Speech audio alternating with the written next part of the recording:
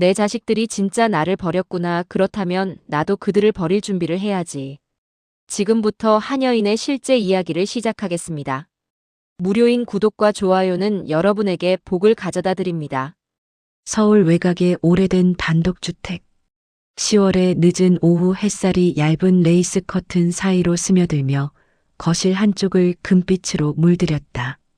그 따스한 빛 속에 앉아있는 이는 75세 김순애였다. 30년을 함께한 낡은 안락의자에 몸을 기대고 천천히 숨을 들이마시는 모습은 평온해 보였다. 하지만 눈가에 맺힌 주름마다 세월의 무게와 깊은 외로움이 배어 있었다. 벽면을 가득 채운 오래된 가족 사진들이 그녀를 내려다보고 있었다. 가장 중앙에 걸린 흑백 사진 속에는 젊은 날의 순애와 남편이 환하게 웃고 있었다. 갓 태어난 첫째를 품에 안고 찍은 사진이었다. 그때는 미래가 희망으로 가득했다. 순애는 가만히 사진을 바라보다가 속으로 중얼거렸다. 그 사람 가고 나니 이 집도 너무 크네. 애들마저 각자 살길 바쁘다지만 그래도 가끔은 안부라도 물어야 하는 거 아닌가. 하지만 안부는커녕 자식들은 얼굴을 비출 때마다 늘 같은 이야기였다. 경제적인 어려움, 그리고 은근한 압박. 그날도 마찬가지였다. 큰아들 박재훈이 퇴근길에 들렀다. 한때는 자랑스러웠던 아들의 모습이 이제는 초라해 보였다. 정장을 입었지만 넥타이는 헐겁게 풀어져 있었고 어깨는 축 처져 있었다. 표정에는 여유가 전혀 없었다. 엄마, 요즘 건강은 괜찮으시죠? 약은 잘 챙겨 드시고 계시고요? 괜찮다, 괜찮아. 괜히 나 걱정하지 말고 내일이나 신경 써라. 재훈은 거실을 둘러보며 한숨을 쉬었다. 곳곳에 먼지가 쌓여 있었고 전등도 몇 개가 나간 채였다. 그래도 혼자 계시면 저희도 마음이 불편해요. 만약에 넘어지시거나 응급 상황이 생기면 어떡하죠? 사실 요즘 회사 일도 힘들고 아이들 사교육비에 집 대출까지 솔직히 말씀드리면 경제적으로 많이 빠듯해요. 재훈은 잠시 말을 멈추더니 조심스럽게 덧붙였다. 엄마도 이제 연세가 있으니까 전문적인 돌봄을 받으실 수 있는 요양원에 계시는 게 더 안전하지 않을까요? 요즘 시설도 좋아졌다고 하던데요. 재훈의 말은 안전과 전문적 돌봄이라는 그럴듯한 포장으로 둘러싸여 있었지만 진짜 속내는 뻔히 보였다. 순애는 대답 대신 고개만 천천히 끄덕였다. 마음속에서는 쓴웃음이 번져나갔다. 며칠 뒤에는 딸 박미정이 초등학생 두 아이를 데리고 들렀다. 아이들은 할머니에게 인사만 대충 하고는 휴대폰 게임에 몰두했다. 미정은 부엌 식탁에 앉아 차를 마시며 평소보다 신중한 말투로 대화를 시작했다. 엄마, 혼자 계시는 것도 이제 한계가 있으실 텐데요. 저도 아이들 때문에 자주 못 와드리고 오빠도 회사 일로 바쁘고. 미정은 찻잔을 내려놓으며 본론으로 들어갔다. 솔직히 말씀드리면 저희도 여유가 없어요. 아이들 학원비만 해도 한 달에 100만 원이 넘어가고 오빠도 요즘 회사에서 구조조정 얘기가 나온다고 하던데요. 오빠이랑 상의해 봤는데 요양원이 모두에게 제일 좋을 것 같아요. 어차피 엄마도 집에만 계시면 외로우시잖아요. 미정의 눈빛은 걱정보다는 이미 내린 결정에 대한 확신으로 가득했다. 순애는 속으로 쓴웃음을 삼켰다. 외롭다고? 외롭긴 하다. 하지만 요양원이 좋아서 보내자는 건 아니겠지. 결국은 돈 때문이야. 내가 짐이 되었구나. 밤이 되면 집은 유난히 더 적막했다. 거실의 시계가 째깍째깍 초를 세고 냉장고 돌아가는 소리가 심장 박동처럼 규칙적으로 울렸다. 바람이 불 때마다 낡은 창문이 삐걱거렸고 대문 경첩 소리가 귀신 소리처럼 들렸다. 순애는 홀로 침실에 누워 천장의 균열을 바라보았다. 남편이 살아있을 때는 느끼지 못했던 그 작은 금이 이제는 거미줄처럼 퍼져 보였다. 내가 젊을 땐 새벽 4시에 일어나서 시장에 나갔지. 생선 비린내에 손이 트도록 장사하며 애들 학교 보냈고, 남편이 중풍으로 쓰러진 후에는 기저귀 갈고 밤새 간병하며 5년을 버텼어. 그렇게 내 인생을 다 바쳐서 키워놨더니 순애의 목소리가 떨렸다. 이제는 내가 짐이 되었구나. 돈 안 되는 노인이 되었어. 그녀의 눈에서 뜨거운 눈물이 흘러 베개를 적셨다. 밖에서는 가을바람이 불며 마당의 은행나무 잎을 흔들었다. 잎이 떨어지는 소리가 그녀의 마음을 더욱 쓸쓸하게 만들었다. 다음 날 오전 재훈과 미정이 함께 다시 찾아왔다. 이번에는 웃음기가 전혀 없었고 서류 봉투를 들고 있었다. 거실에 일렬로 앉은 두 남매의 표정은 이미 합의가 끝난 듯 단호했다. 엄마, 결정했어요. 다음 주에 요양원에 모셔다 드릴게요. 여기는 집 정리해서 전세를 놓든지 팔든지 해야겠어요. 그래야 요양원비도 나오고요. 재훈이 서류를 테이블에 올려놓으며 덧붙였다. 저희도 이런 결정 내리기가 쉽지 않았어요. 하지만 더는 여유가 없어요. 이해해 주세요. 순애는 순간 아무 말도 할 수 없었다. 가슴속 어딘가가 툭 끊어지는 듯한 날카로운 통증이 밀려왔다. 눈앞의 자식들이 더 이상 어릴 적 자신의 품에서 보호받던 아이들이 아니라 전혀 다른 사람들처럼 낯설게 느껴졌다. 순애는 창밖을 바라보았다. 마당 한 구석에서 홀로 피어난 국화꽃이 바람에 흔들리고 있었다. 꽃잎이 하나둘 떨어져 나가는 모습이 마치 자신의 처지와 닮아 있었다. 그래, 이게 내 인생의 끝이구나. 내가 피와 땀으로 키운 자식들 손에 이렇게 버려지는 거야. 국화꽃도 지면 거름이 되는데 나는 그저 짐일 뿐이구나. 하지만 그 순간 순애의 눈에 이상한 결기가 스쳤다. 아직 완전히 포기하기에는 이른 것 같았다. 며칠 뒤 재훈과 미정은 다시 어머니 집을 찾았다. 이번엔 평소와 달리 정장 차림의 재훈과 단정하게 옷을 차려입은 미정의 모습이 마치 공식적인 회의에 참석하는 듯했다. 둘의 눈빛만 봐도 이미 모든 게 결정된 듯 목소리에는 되돌릴 수 없는 단호함이 섞여 있었다. 엄마, 이제 더 이상 미룰 수 없어요. 재훈이 거실 한복판에 서서 차갑게 입을 열었다. 혼자 계시다가 혹시라도 쓰러지시거나 무슨 일이 생기면 저희도 법적으로 책임을 져야 합니다. 요양원에서 지내시는 게 모두를 위해 최선이에요. 순애는 무표정하게 아들의 얼굴을 바라보았다. 법적 책임이라는 단어가 가슴에 비수처럼 꽂혔다. 마치 자신이 시한폭탄 같은 존재가 된 기분이었다.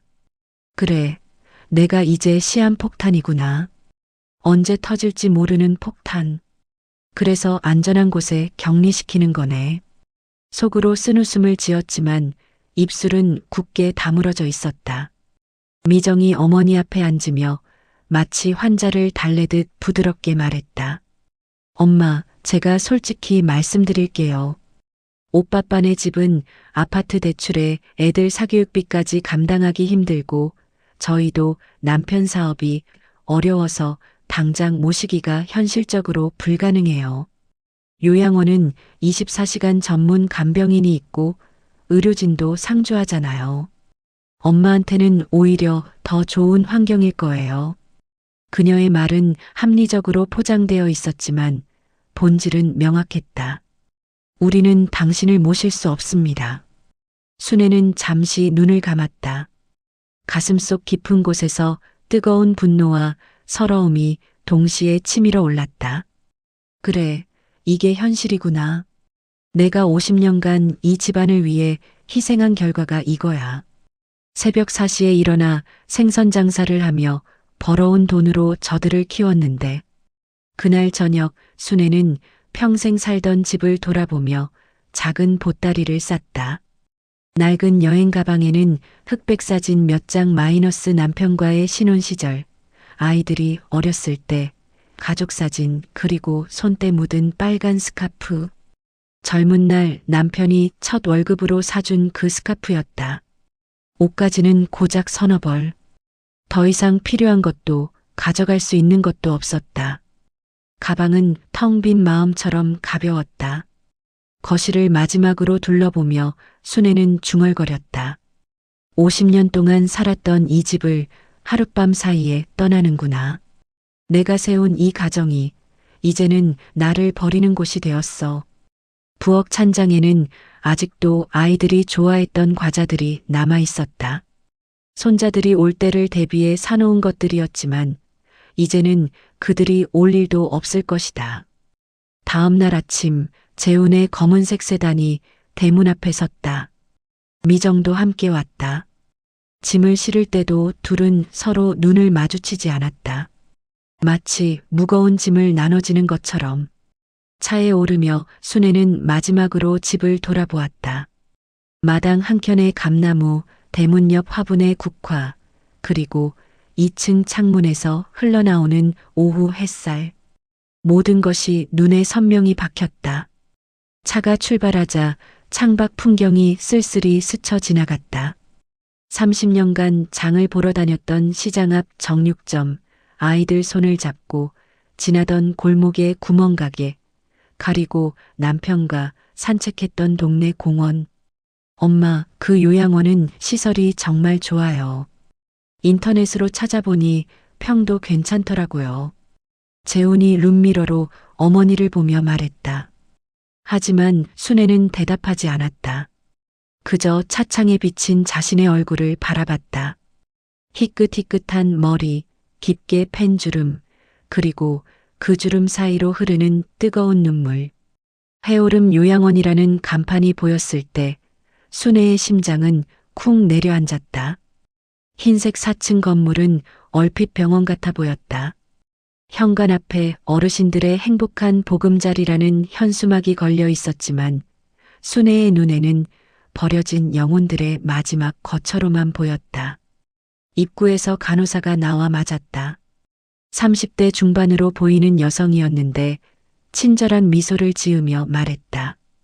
김순애 어르신이시죠? 환영합니다. 여기 입소 서류 좀 확인해 볼게요. 재훈은 서둘러 서류 가방을 열며 사인을 했다. 미정은 옆에서 어머니의 가방을 들고 따라왔다. 모든 과정이 마치 물건을 맡기는 것처럼 기계적이었다. 배정받은 방은 3층 304호였다. 문을 열자 차가운 공기와 소독약 냄새가 코를 찔렀다. 6평 남짓한 공간에 침대 2개가 놓여 있었고 창밖에는 회색빛 철창이 햇빛을 가로막고 있었다. 어머니, 여기가 앞으로 계실 방이에요. 간호사가 설명했다. 저쪽 침대에는 이미 박정자 어르신이 계세요. 치매가 조금 있으시지만 순하신 분이에요. 옆 침대의 박정자 할머니는 천장을 멍하니 바라보며 중얼거리고 있었다. 우리 아들은 언제 오나? 오늘 와준다고 했는데. 순애의 가슴이 철렁 내려앉았다. 저게 내 미래구나. 아들을 기다리다가 기억도 잃고. 엄마, 여기 계시면 안전할 거예요. 저희가 자주 찾아뵐게요. 미정이 억지로 밝은 목소리로 말했다. 그래요. 건강 잘 챙기시고. 저희도 바쁘지만 시간 날 때마다 올게요. 재훈이 시계를 보며 덧붙였다. 하지만 그들의 눈에서는 죄책감보다는 안도감이 더 크게 보였다. 드디어 짐을 덜었다는 표정이 역력했다. 순애는 그 눈빛을 놓치지 않았다. 50년간 자식을 키우며 익힌 눈썰미로 그들의 진심을 꿰뚫어 볼 수 있었다. 자식들이 떠나고 문이 닫히자 방 안은 숨막힐 듯한 고요함에 휩싸였다. 순애는 딱딱한 침대에 앉아 창밖을 바라봤다. 멀리서 들려오는 아이들의 웃음소리는 이제 그녀와는 완전히 다른 세상의 소리였다. 간호사가 들어와 말했다. 어르신, 저녁 식사 시간이에요. 식당으로 가실까요? 식당에는 20여 명의 노인들이 앉아 있었다. 모두 무표정하게 밥을 먹고 있었다.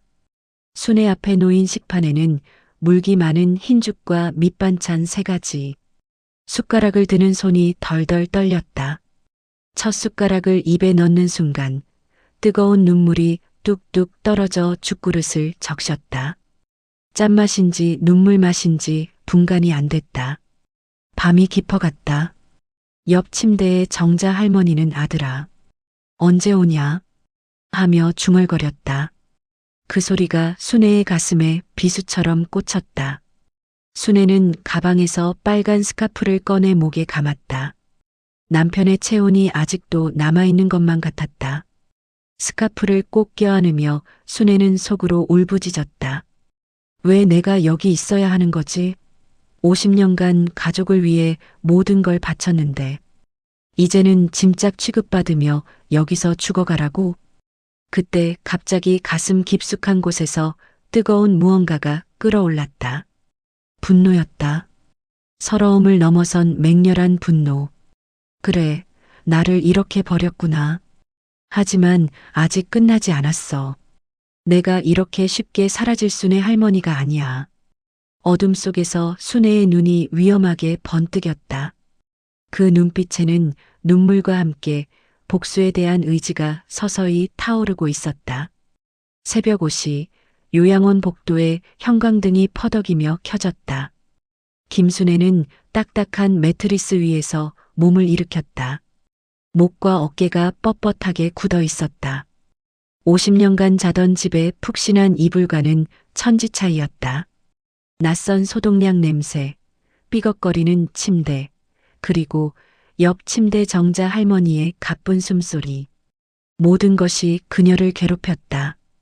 밤새 뒤척이다 겨우 이 시간 잤을 뿐인데 벌써 간병인의 퉁명스러운 목소리가 복도에 울려 퍼졌다. 어르신들, 빨리 일어나세요. 오늘 의사회진 있으니까 늦으면 안 돼요. 40대로 보이는 간병인 김간호사는 문을 콱 열고 들어와 전등을 환하게 켰다. 차갑고 기계적인 말투에는 따뜻함이라곤 찾아볼 수 없었다. 순애는 그 목소리에 움츠러들며 이불을 끌어올렸다. 내가 언제부터 이렇게 누군가의 명령에 따라 움직이는 사람이 되었지?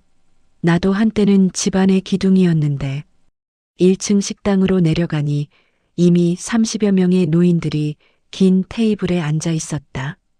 어떤 이는 멍하니 허공을 바라보고 어떤 이는 떨리는 손으로 밥을 뜨다가 흘리며 혼자 중얼거렸다.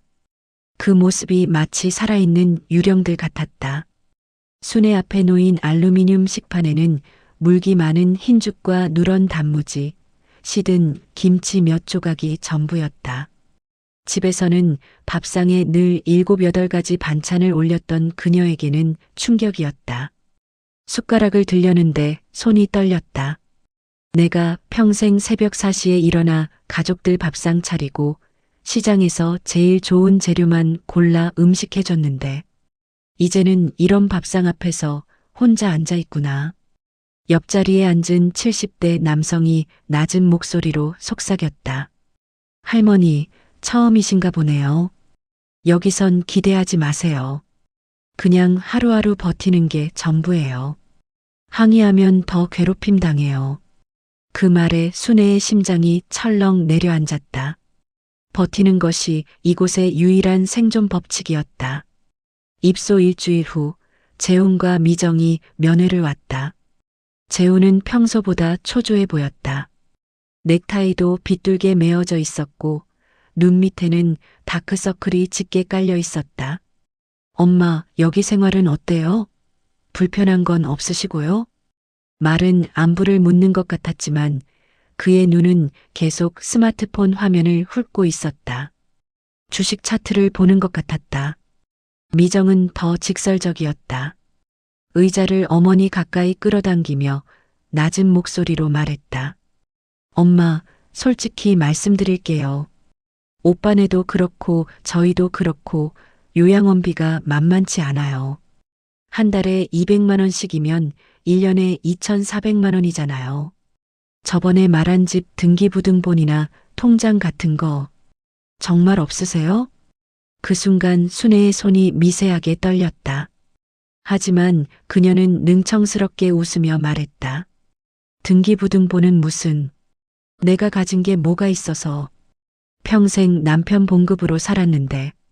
재훈과 미정은 서로 의미심장한 눈빛을 교환했다. 실망과 짜증이 섞인 표정이었다. 그럼 보험금은요? 아버지 생명보험이나 적금 같은 거는 정말 없어요?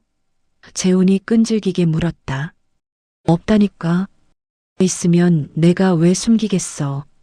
그들의 표정에서 순애는 모든 것을 읽을 수 있었다.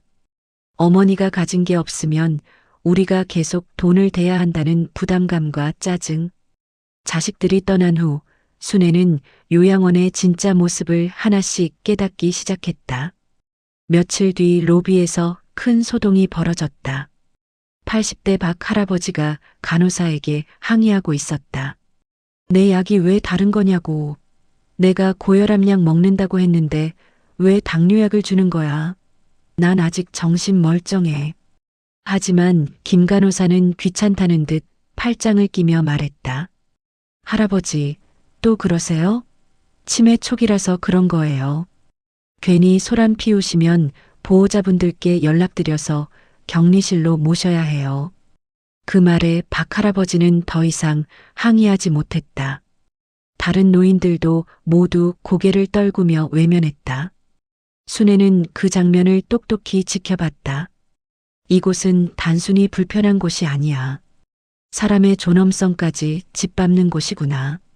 진짜 충격은 그로부터 이틀 후에 찾아왔다. 밤 11시경 순애가 잠들려고 누워있을 때 복도에서 발소리가 들렸다. 익숙한 발소리였다. 문이 살짝 열리며 재훈이 고개를 들이밀었다.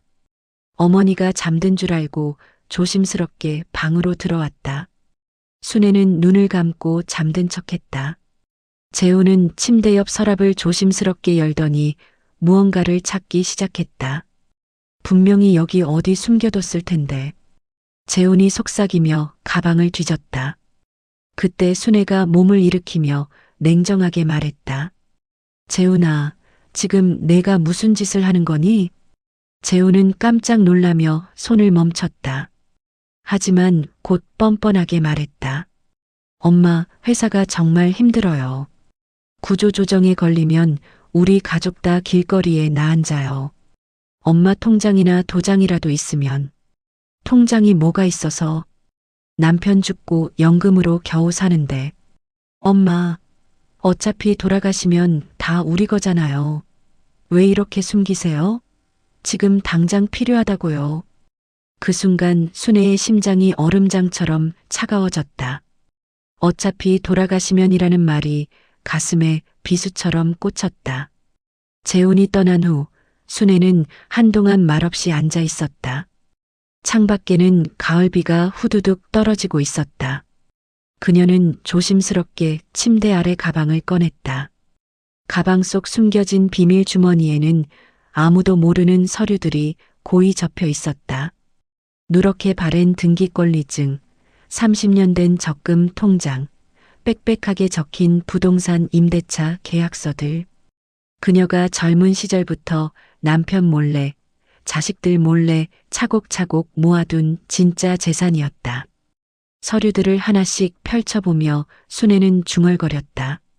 내가 새벽마다 시장에서 번 돈으로 하나씩 사둔 상가들. 남편도 모르게 매달 10만 원씩 넣어둔 적금들. 이게 내 진짜 실력이야. 빗소리가 창문을 때리는 소리가 더욱 거세졌다. 순애는 서류를 다시 접어 숨기며 오랫동안 눌러왔던 진짜 감정을 토해냈다. 좋아. 너희가 나를 이렇게 우습게 보는구나. 죽기만 기다리는 짐짝으로 취급하는구나. 그렇다면 이제부터는 내 방식대로 한다. 그녀의 눈빛이 변했다. 더 이상 슬프거나 절망적이지 않았다. 그것은 폭풍 전야의 고요함 같은 위험할 정도로 차가운 결이었다. 너희가 날 버렸듯이 나도 너희를 버릴 준비를 하겠다. 그리고 누가 진짜 강한지 보여주겠어. 요양원의 차가운 밤 공기 속에서 김순애라는 75세 여인의 진짜 복수가 조용히 시작되고 있었다. 요양원에 온 지 3주째 되는 늦은 오후. 로비에는 묘한 긴장감이 감돌았다. 김순애는 휠체어에 앉아 유리창 너머로 지는 석양을 바라보고 있었다. 하지만 그녀의 마음속 그림자는 해가 질수록 더욱 짙어져만 갔다. 문이 열리며 재훈과 미정이 들어섰다. 오늘따라 두 사람의 표정이 심상치 않았다. 재훈의 양복은 구겨져 있었고 미정의 눈가에는 다크서클이 짙게 패여 있었다. 간만에 온 자식의 따뜻함은커녕 무언가 불편한 일을 해결하러 온 듯한 굳은 표정만 가득했다. 엄마, 건강은 좀 나아지셨어요? 재훈이 형식적으로 안부를 물었지만 순애는 대답하지 않고 시선을 창밖에 둔 채였다. 미정이 참지 못하고 본론을 꺼냈다. 가방을 바닥에 내려놓으며 날카롭게 말했다. 엄마, 이런 식으로 계속 시간 끌면 안 돼요. 요양원비가 또 올랐다는 연락 받았어요. 한 달에 250만 원이래요. 오빠랑 저도 이제 정말 한계예요. 순애의 눈썹이 미세하게 파르르 떨렸다. 하지만 여전히 침묵을 지켰다. 재훈이 의자를 어머니 앞으로 바싹 끌어당기며 압박했다. 엄마, 저희도 다 조사해봤어요. 어머니가 시장에서 장사하실 때 번 돈으로 상가 몇 개 사두신 거 알고 있어요. 이제는 정말 좀 도와주셔야 해요. 순애가 처음으로 입을 열었다. 목소리는 낮고 차분했지만 그 안에는 서늘한 기운이 감돌았다. 미정아, 재훈아, 내가 가진 게 뭐 있다고 그렇게 말하니? 평생 등 굽혀가며 살아온 내가 무슨 보물이라도 숨겨뒀다고 생각하는 거냐? 미정이 목소리를 높였다. 더 이상 예의를 지킬 생각이 없어 보였다. 엄마, 이제 그만해요. 우리 바보 아니에요. 시장 상인들한테 다 물어봤거든요. 어머니가 30년 전부터 상가 여러 개 사두신 거 다 알아요. 그 순간 순애의 눈이 번뜩 빛났다. 하지만 곧 무표정하게 돌아왔다. 재훈이 더욱 다급하게 말했다. 엄마, 솔직히 저희도 이제 지쳤어요. 제 회사에서 명예퇴직 권고 들어와서 언제 잘릴지도 모르는 상황이고 미정이네도 남편 사업이 어려워서 엄마가 도와주시지 않으면 저희 가족들 다 망해요. 다 망한다는 말에 순애의 가슴이 철렁했다. 그래도 내 자식들인데 라는 생각이 스쳤다. 하지만 그 다음 미정의 말이 그 마지막 연민마저 박살내버렸다. 엄마, 어차피 엄마가 돌아가시면 다 우리 거잖아요. 왜 이렇게 독하게 구시는 거예요? 지금 당장 필요하다니까요. 어차피 돌아가시면. 그 말이 순애의 귓가에서 맴돌았다. 마치 자신의 죽음을 기다리고 있다는 뜻으로 들렸다. 침묵이 이어지자 재훈이 간호사에게 슬쩍 다가가 물었다. 간호사님, 저희 어머니 개인 물품 보관함 같은 거 있나요? 혹시 서류나 통장 같은 거 맡기신 게 있을까요? 젊은 간호사는 당황한 듯 눈을 깜빡였다. 아, 저희는 그런 귀중품은 안 받아요. 보관함도 개인 소지품 정도만. 순애는 그 광경을 지켜보며 마음속으로 쓴웃음을 지었다. 이제는 간호사 앞에서까지 체면 버리는구나. 내 자식들이 정말 이런 사람들이었나? 며칠 후 요양원 작은 정원. 가을바람이 시원하게 불며 단풍잎들이 흩날렸다. 순애는 나무 벤치에 앉아 노란 은행잎을 손에 쥐고 있었다. 옆에 앉은 동갑내기 한복자 할머니가 조심스럽게 말을 걸었다. 김어르신, 아들, 딸 오실 때마다 표정이 참 어둡더라고요. 혹시 무슨 일 있으세요? 순애는 고개를 천천히 끄덕였다. 복자 씨, 내가 뭘 잘못했는지 정말 모르겠어요. 50년간 등골 빠지게 일해서 키웠는데 이제는 돈 얘기밖에 안 해요. 마치 내가 언제 죽을지 기다리는 것 같아요. 한복자는 깊은 한숨을 쉬며 답했다. 여긴 다 그래요. 처음엔 효도하러 왔다고 하지만 결국 재산 얘기로 끝나죠. 저희 큰아들도 제 적금 통장 찾으려고 집을 뒤져놨어요. 결국 둘째와 셋째까지 합세해서 이제는 아예 연락도 안 와요. 그 말을 듣는 순간 순애는 자신만 이런 처지가 아니라는 걸 깨달았다. 하지만 동시에 더 큰 분노가 치밀었다. 그래, 여기 있는 노인들 다 이런 사연이 있구나. 하지만 난 그냥 당하고만 있을 순 없어. 일주일 후 재훈이 혼자 찾아왔다. 평소와 달리 눈빛이 험악했다. 방문을 닫고 나서 그는 어머니 앞에 앉으며 위협적인 목소리로 말했다. 엄마, 이제 정말 마지막이에요. 제가 사람 시켜서 다 알아봤거든요. 시장 근처 상가 3개, 그리고 적금 통장 몇 개. 도합 10억은 넘을 거라고 하던데요. 순애의 심장이 쿵 내려앉았다. 어떻게 그렇게 정확히 알아낸 걸까? 하지만 그녀는 여전히 무표정을 유지했다. 재훈아, 내가 지금 무슨 헛소리를 하는 거냐? 그런 거 없다니까. 재훈이 목소리를 높였다. 없긴 뭐가 없어요. 엄마가 그렇게 모질게 숨기니까 우리가 이런 요양원에 모신 거잖아요. 집에서 모시지 않은 게 아니라 엄마가 믿음을 안 주니까 어쩔 수 없이 여기 모신 거예요. 이제는 완전히 본색을 드러냈다. 요양원에 보낸 이유마저 어머니 탓으로 돌리고 있었다. 순애는 떨리는 손으로 가슴을 짚었다. 숨이 막힐 듯 답답했지만 꾹 참으며 차가운 목소리로 말했다. 재훈아, 나한테 그런 말 하지 마라. 너희가 날 이런 곳에 버렸을 때 이미 부모 자식 관계는 끝난 거야. 재훈의 얼굴이 붉어졌다. 잠시 침묵이 흐른 후 그는 악담에 가까운 말을 퍼부었다. 좋아요. 그럼 여기서 썩어버리세요. 어차피 얼마 못 사실 텐데 그때 가서 후회하지 마요. 쾅! 문이 거칠게 닫혔다. 그날 밤 순애는 창문을 열고 차가운 밤 공기를 들이마셨다. 멀리 도시의 불빛들이 반짝이고 있었다. 그 불빛들을 바라보며 그녀는 젊은 날의 자신을 떠올렸다. 새벽 3시에 일어나 떡을 만들고 시장에서 하루 종일 서서 장사하며 손가락이 터져도 김밥을 마는 자신의 모습. 그 땀과 눈물이 모여 만든 재산. 그 누구도 함부로 빼앗을 수 있는 게 아니었다. 순애는 침대 밑에서 가방을 꺼내 비밀 주머니를 열었다. 누렇게 바랜 등기권리증들, 30년간 모은 적금 통장들, 그리고 상가 임대 계약서들. 서류들을 하나하나 펼쳐보며 그녀는 중얼거렸다. 그래, 이게 내 진짜 힘이야. 50년간 허리 굽혀가며 모은 내 피와 땀의 결실. 창밖에서 찬바람이 커튼을 휘날렸다. 순애의 눈빛은 더 이상 어제의 무력한 노인이 아니었다. 그 속에는 차갑고 단단한 복수심이 타오르고 있었다. 좋아. 이제는 내 차례다.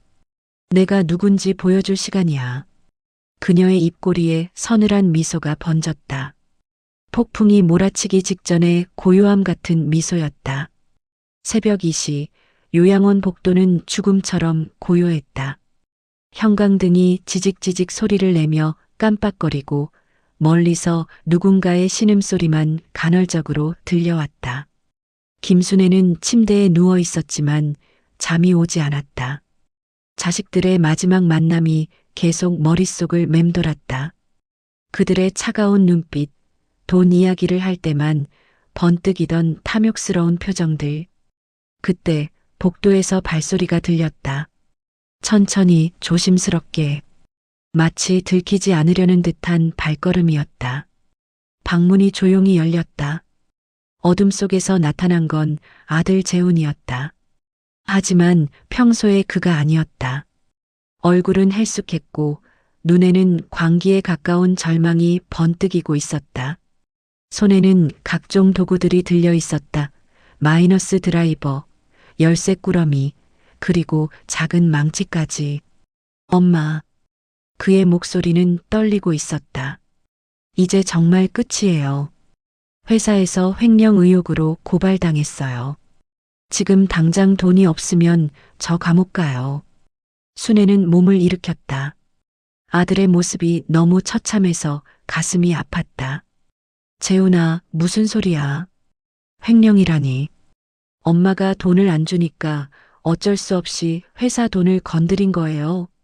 재훈이 소리쳤다. 다 엄마 때문이에요. 숨기지만 않았어도 이런 일은 없었을 거야. 재훈은 더 이상 기다리지 않았다. 어머니의 서랍을 거칠게 열어젖히며 모든 것을 쏟아냈다. 옷가지, 약통, 안경, 모든 것이 바닥에 흩어졌다. 여기 어디에 숨겨놨어요? 통장, 등기권리증, 다 내놓으세요. 순애는 벌떡 일어나 아들의 팔을 붙잡았다. 재훈아, 정신 차려. 내가 지금 무슨 짓을 하는지 알기나 해. 엄마는 평생 우리를 속였어요. 재훈의 눈에 눈물이 고였다. 가진 거 없다고 하면서 혼자서만 다 숨겨두고 나는 이제 범죄자가 되었어요. 범죄자. 그의 목소리는 울부짖음에 가까웠다. 절망과 분노가 뒤섞인 괴성이었다. 순애의 눈에서도 눈물이 흘렀다. 재훈아, 엄마가 평생 너희를 어떻게 키웠는지 정말 기억 안 나니? 새벽 3시에 일어나서 떡 반죽하고 겨울에 손이 얼어도 시장에서 장사하고 내 대학 등록금 마련하려고 밤새 김밥 말던 이 손을 기억 안 하니? 하지만 재훈은 듣지 않았다. 이미 정신이 나간 사람처럼 방안을 뒤지기 시작했다. 침대 밑을 뒤지던 재훈이 마침내 발견했다. 오래된 가죽 가방. 작지만 묵직한 무게가 느껴지는 가방이었다. 이거다. 이게 맞죠? 가방에는 견고한 자물쇠가 채워져 있었다. 재훈은 망치를 들어 자물쇠를 내리쳤다. 쾅! 쾅! 쾅! 안 돼. 재훈아, 그건 내가 건드릴 게 아니야. 순애는 온 힘을 다해 가방을 붙잡았다. 하지만 40대 남성의 힘을 75세 노인이 막을 수는 없었다. 자물쇠가 부서지며 가방이 열렸고 안에서 수십 장의 서류가 쏟아져 나왔다. 재훈의 눈이 휘둥그레졌다. 뭐야? 이게 다 뭐야? 서류를 하나씩 펼쳐보던 재훈의 얼굴이 점점 변했다. 놀람, 분노, 그리고 끝없는 탐욕. 강남구 상가 3개, 서초구 오피스텔 2개, 적금 통장이 10개가 넘어.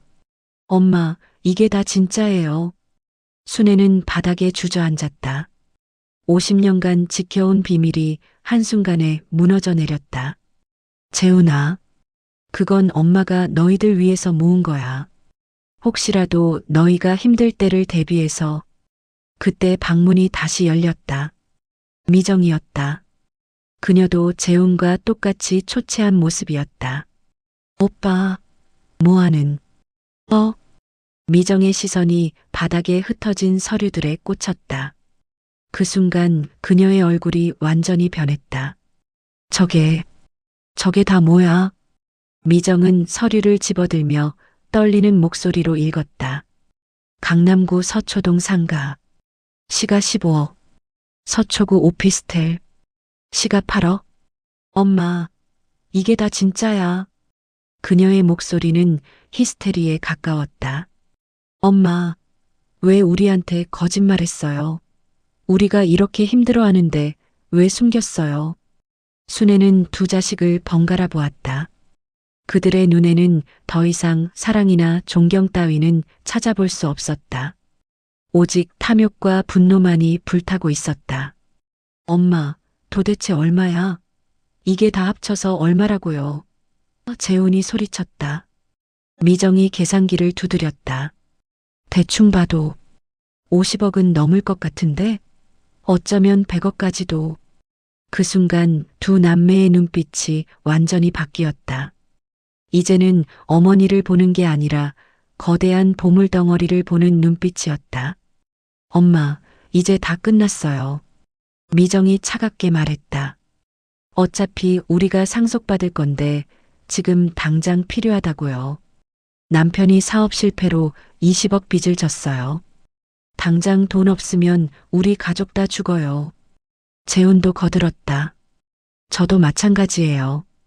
횡령혐에 벗으려면 당장 30억이 필요해요. 엄마, 이제 그만하고 도장이랑 통장 다 내놓으세요. 순애는 떨리는 손으로 가슴을 짚었다. 심장이 터질 것 같았다. 너희들이 정말 내 자식이니? 내가 50년 동안 기른 자식들이 맞니? 자식이니까 이렇게 부탁하는 거잖아요. 미정이 악을 썼다. 남이면 이렇게까지 안 해요. 그 순간 순애는 모든 것을 깨달았다. 자식들에게 자신은 더 이상 어머니가 아니었다. 그저 돈주머니였을 뿐이다. 그래. 순애가 힘없이 중얼거렸다. 너희에게 난 엄마가 아니라 ATM이었구나. 그녀는 바닥에 떨어진 빨간 스카프를 집어들었다. 남편이 선물해준 마지막 추억이었다. 스카프를 꼭 움켜쥐며 순애는 눈물을 흘렸다. 하지만 그 눈물은 슬픔만이 아니었다. 그 안에는 배신감과 분노, 그리고 무언가 새로운 감정이 자리 잡고 있었다. 재훈과 미정은 여전히 서류를 뒤지며 재산 목록을 확인하고 있었다. 어머니의 눈물 따위는 안중에도 없었다. 엄마, 내일 은행 가서 통장 정리하고 부동산 처분 절차 시작해요. 재훈이 명령조로 말했다. 그리고 도장도 우리가 보관할게요. 더 이상 숨길 거 없죠? 미정이 덧붙였다. 그날 밤 순애는 침대에 누워 천장을 바라봤다. 방은 완전히 난장판이 되어 있었고 자신의 모든 비밀이 세상에 드러났다. 하지만 이상하게도 마음은 오히려 평온했다. 아니, 평온함을 넘어서 무언가 차가운 결심이 서고 있었다. 그래. 이제 모든 게 끝났다. 내가 지켜오던 모든 것이 무너졌어. 순애의 눈에서 마지막 눈물이 흘렀다. 하지만 그것은 슬픔의 눈물이 아니었다. 하지만 너희도 몰라. 진짜 게임은 이제부터 시작이야. 그녀의 입꼬리에 미세한 미소가 번졌다. 그것은 패배한 자의 미소가 아니라 새로운 전쟁을 준비하는 자의 미소였다.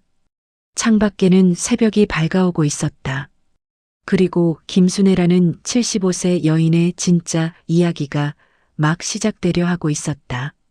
새벽 4시 김순애는 천장을 바라보며 뒤척였다. 밤새도록 잠을 이루지 못했다. 지난밤의 충격적인 장면들이 끝없이 반복 재생되었다. 재훈의 광기에 찬 눈빛, 미정의 차가운 계산, 그리고 망치로 부서진 자물쇠 소리. 옆 침대의 정자 할머니가 또다시 신음했다. 아들아, 언제 오냐?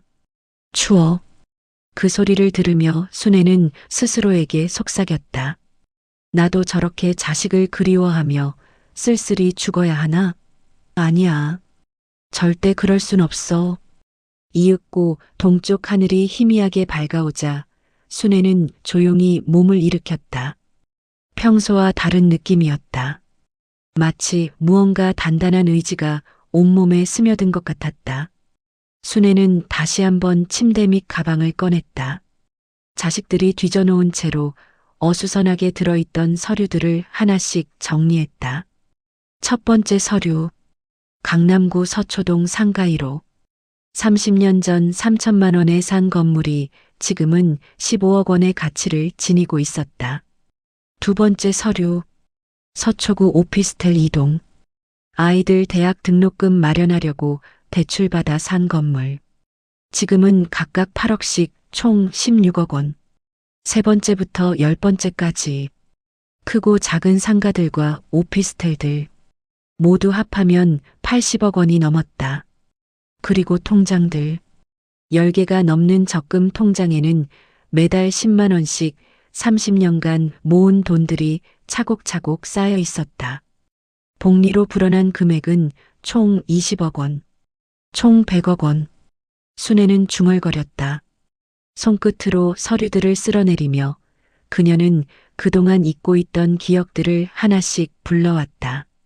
새벽 3시, 남편이 중풍으로 쓰러진 후에 절망적인 나날들. 당시 재우는 고등학생, 미정은 중학생이었다. 병원비와 생활비, 교육비까지 모든 것이 순애의 어깨에 짓눌렸다.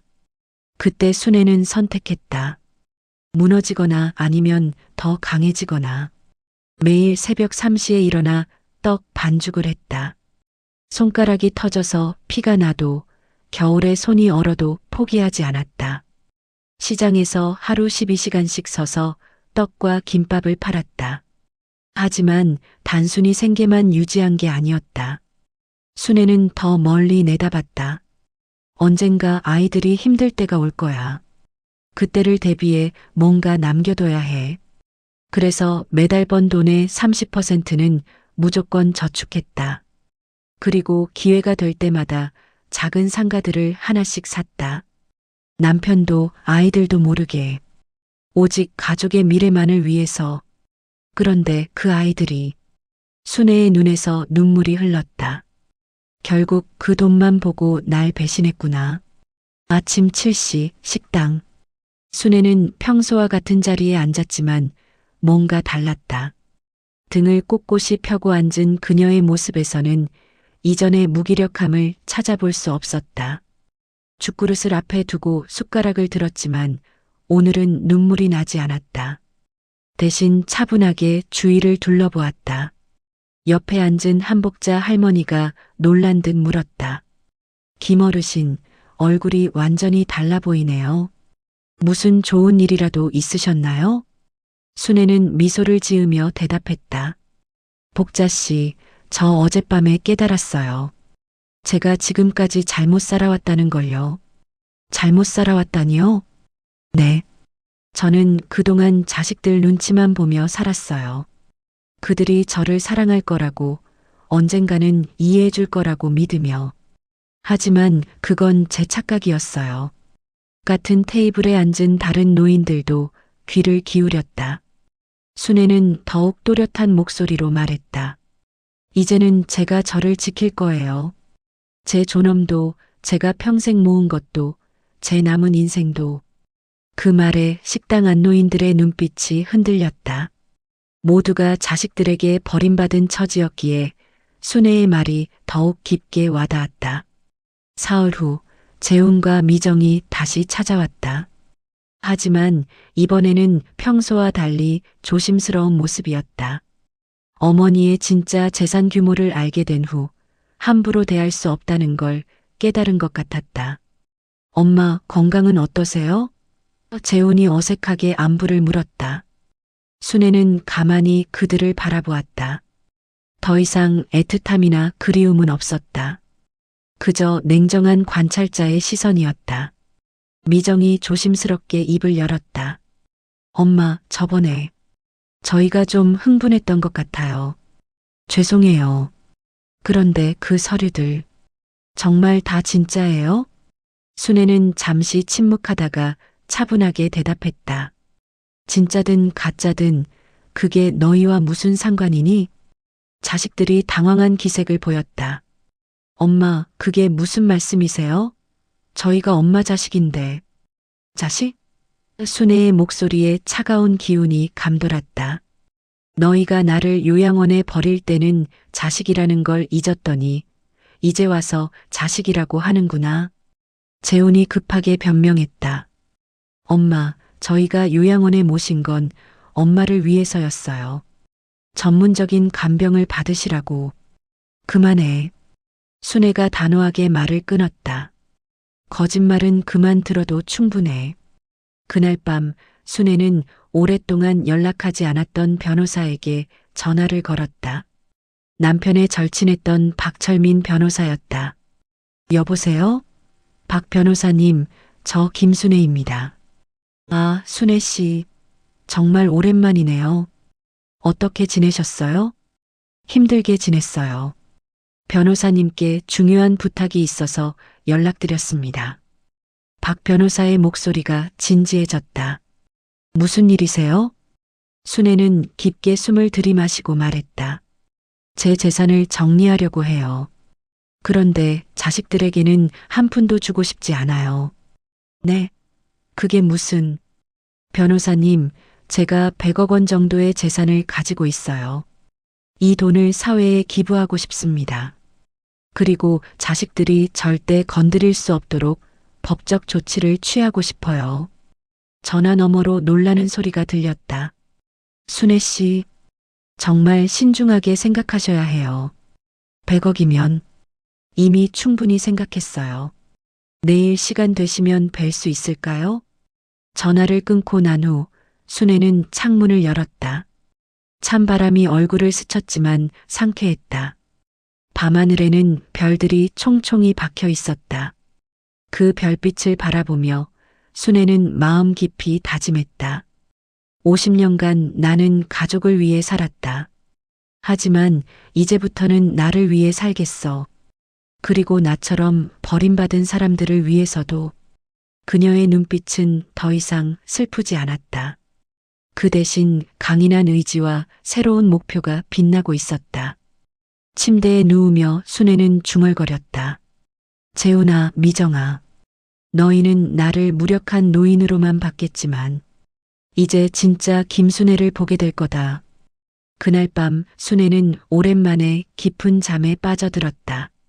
그리고 꿈속에서는 젊은 날의 자신이 나타나 환하게 웃고 있었다. 가을비가 요양원 창문을 세차게 두드리던 그날, 김순애는 휠체어에 앉아 심호흡을 했다. 오늘은 모든 것이 결정되는 날이었다. 자식들이 온다고 연락했을 때부터 가슴속에서 뭔가가 끓어오르고 있었다. 변호사 박철민과의 통화를 마친 지 사흘째. 모든 준비는 끝났다.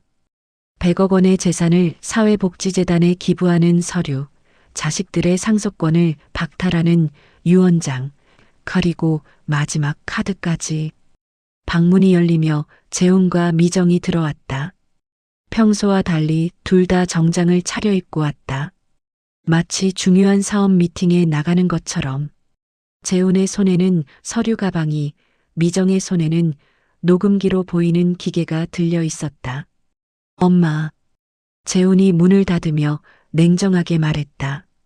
오늘은 정말 솔직하게 얘기해 봅시다. 미정이 의자를 어머니 맞은편에 놓고 앉으며 시작했다. 엄마, 우리 변호사랑 상의해 봤어요. 엄마가 가진 재산, 상가 건물 15개, 오피스텔 8개, 그리고 각종 적금까지 총 120억 원 정도 된다고 하더라고요. 순애의 눈이 번뜩했다. 어떻게 그렇게 정확히 알아낸 걸까? 재훈이 서류를 꺼내며 말했다.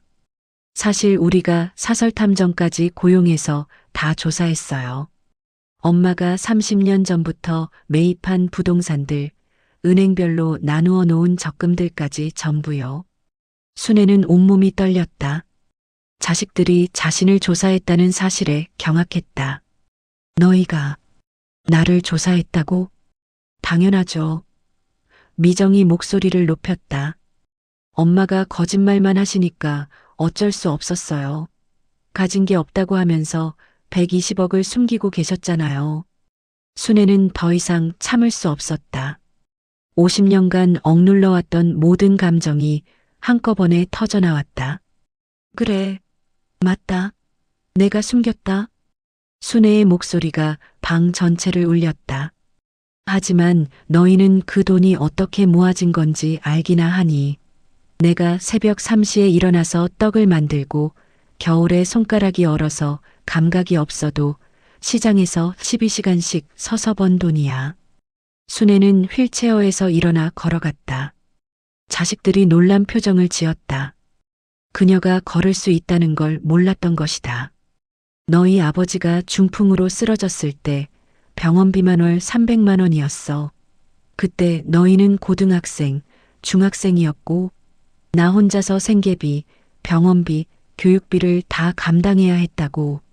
눈물이 쏟아졌지만 목소리는 더욱 강해졌다. 그 와중에도 나는 너희 미래를 생각했어. 혹시라도 너희가 힘들 때를 위해서 한 푼, 두 푼 모았던 거야. 손이 터져서 피가 나도, 허리가 휘어져도. 재훈이 냉소적으로 웃었다. 그래서 뭐요? 그 고생이 대단해서 우리한테 숨기고 계신 거예요? 엄마, 우리도 지금 죽을 지경이라고요. 그가 서류를 펼치며 보여줬다. 제 빚이 50억이에요. 회사에서 횡령 혐의로 고발당해서 배상금까지 물어야 해요. 지금 당장 돈이 없으면 저 감옥 가요. 미정도 거들었다. 저희도 마찬가지예요. 남편 사업 망해서 30억 빚졌어요. 아이들 학교도 못 보내게 생겼다고요. 그런데 엄마는 120억을 혼자 숨기고 계시잖아요. 순애는 믿을 수 없다는 표정으로 그들을 바라봤다. 그러니까 너희가 나를 요양원에 버린 건 내가 가진 게 없다고 생각했기 때문이라는 거지. 맞아요. 재훈이 소리쳤다. 솔직히 엄마가 돈이 있다는 걸 알았으면 집에서 모셨을 거예요.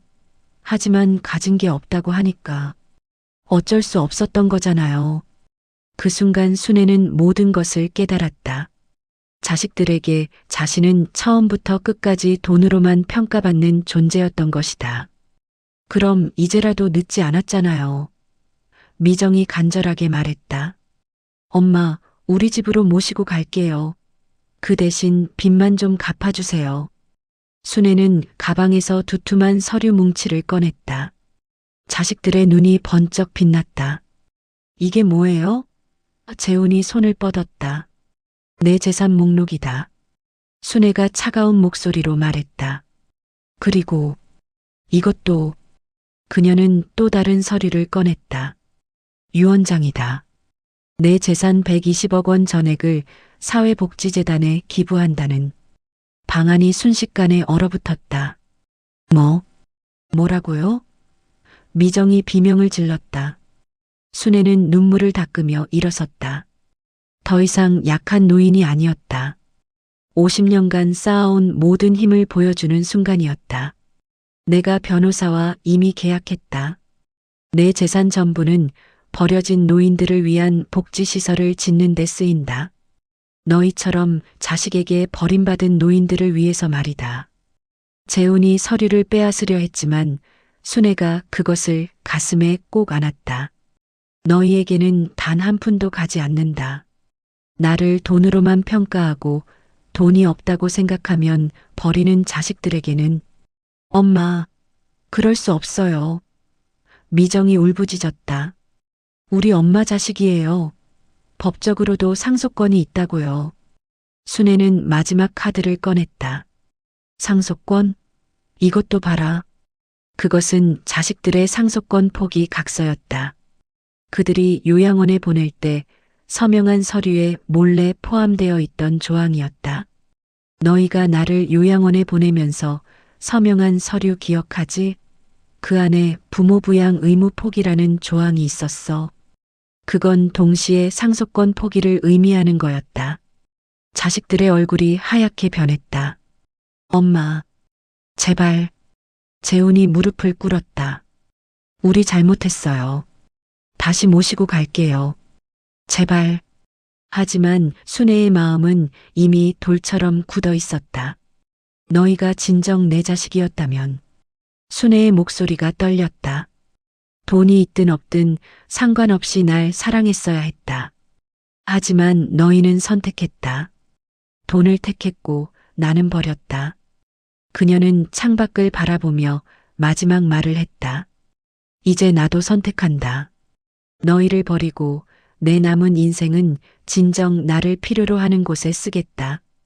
비가 더욱 세게 내리기 시작했다. 그 빗소리 속에서 김순애의 새로운 인생이 시작되고 있었다.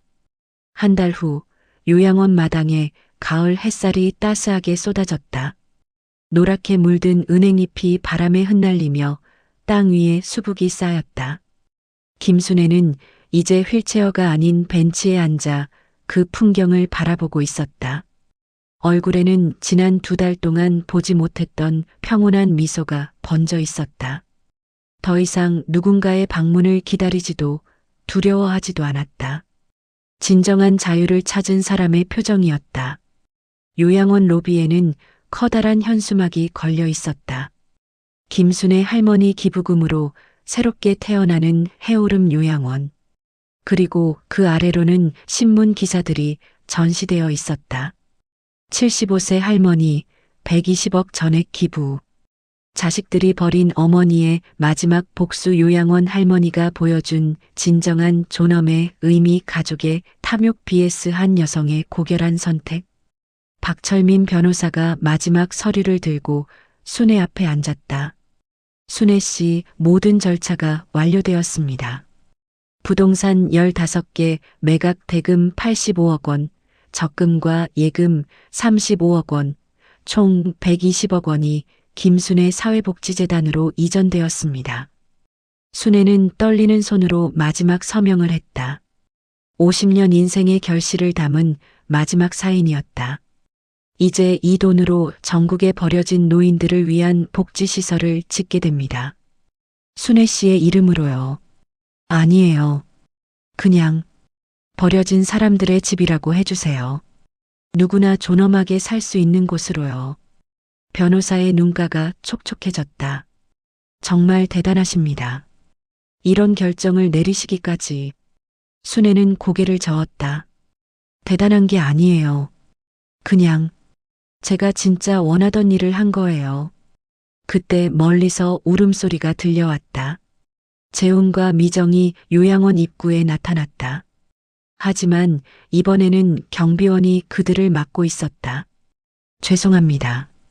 김순애 어르신께서 면회를 거부하신다고 하셨습니다. 재훈이 절규했다. 제발요. 저희 엄마예요. 한 번만 봐주세요. 하지만 순애는 창가에서 그들을 내려다보며 고개를 저었다. 더 이상 흔들림이 없었다. 미정이 무릎을 꿇고 울부짖었다. 엄마, 우리가 정말 잘못했어요. 제발 용서해 주세요. 순애는 창문을 닫았다. 그들의 외침은 더 이상 그녀에게 닿지 않았다. 옆에 있던 한복자 할머니가 물었다. 후회 안 하세요? 그래도 자식들인데. 순애는 잔잔하게 웃으며 답했다. 복자 씨, 진짜 자식이라면 어머니가 돈이 있든 없든 상관없이 사랑했을 거예요. 그들은 제 자식이 아니라 제 재산을 노린 남들이었어요. 며칠 후부터 요양원에 놀라운 변화가 시작되었다. 식당에는 영양사가 고용되어 맛있고 건강한 식사가 나오기 시작했다. 낡은 침대와 가구들이 모두 새 것으로 교체되었다. 각 방에는 개인 화장실과 작은 거실까지 만들어졌다. 무엇보다 놀라운 건 직원들의 태도 변화였다. 김 간호사를 비롯한 모든 직원들이 노인들을 정중하게 대하기 시작했다. 순애의 기부금으로 급여가 인상되고 복지가 개선되면서 그들도 진심으로 노인들을 돌보게 된 것이다. 김어르신 덕분에 우리가 다시 사람답게 살 수 있게 되었어요. 한복자 할머니가 감사의 인사를 전했다. 정말 고마워요. 어르신이 영웅이에요. 다른 노인들도 입을 모아 말했다. 순애는 그런 감사 인사에 오히려 눈물을 글썽였다. 아니에요. 오히려 제가 여러분들 덕분에 진짜 가족을 찾은 것 같아요. 피보다 진한 마음이 있다는 걸 배웠거든요. 어느 늦은 오후 순애는 새롭게 조성된 요양원 정원을 거닐었다. 장미와 국화가 아름답게 피어있는 산책로였다. 그녀가 직접 설계에 참여한 정원이었다. 벤치에 앉아 석양을 바라보며 순애는 마음속으로 중얼거렸다. 남편아, 내가 결국 해냈어. 우리가 모은 돈이 정말 의미 있는 곳에 쓰였어. 자식들한테 뺏기지 않고 진짜 필요한 사람들을 도왔어. 그때 한 젊은 사회복지사가 다가왔다. 할머니, 전국에서 기부 문의가 쏟아지고 있어요.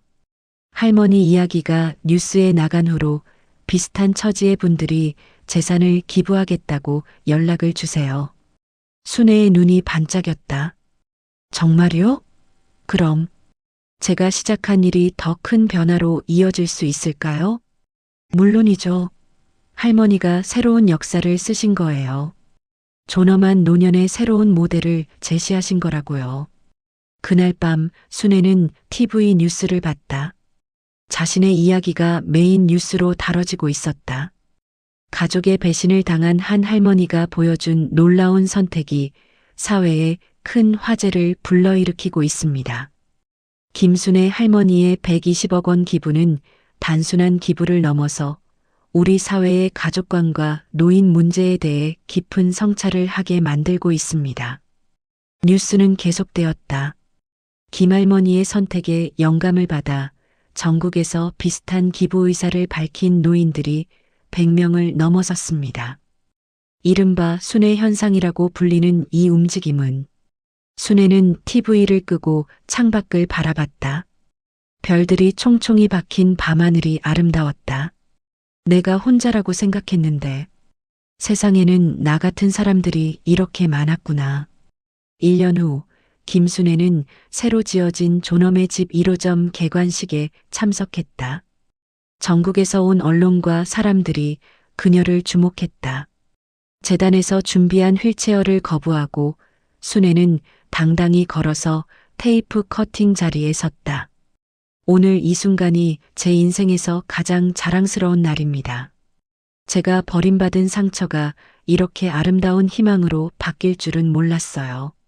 순애의 목소리는 더 이상 떨리지 않았다.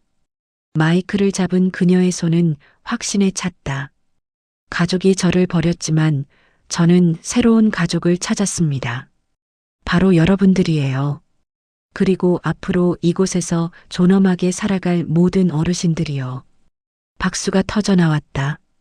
그 박수 소리 속에서 김순애는 진짜 자신을 찾았다는 걸 깨달았다. 하늘을 올려다보며 그녀는 마지막으로 속삭였다. 75년을 살면서 이제야 진짜 내 인생이 시작된 것 같아. 누구도 나를 버릴 수 없어. 내가 나를 버리지 않는 한. 석양이 그녀의 얼굴을 붉게 물들였다. 그 빛 속에서 김순애는 더 이상 버려진 노인이 아니라 새로운 시대를 연 영웅이었다. 우리네 인생은 새로운 시작을 위하여 오늘도 힘껏 달린다. 끝까지 들어주셔서 감사합니다. 구독과 좋아요는 다음 영상에 큰 도움이 됩니다. 복 많이 받으세요.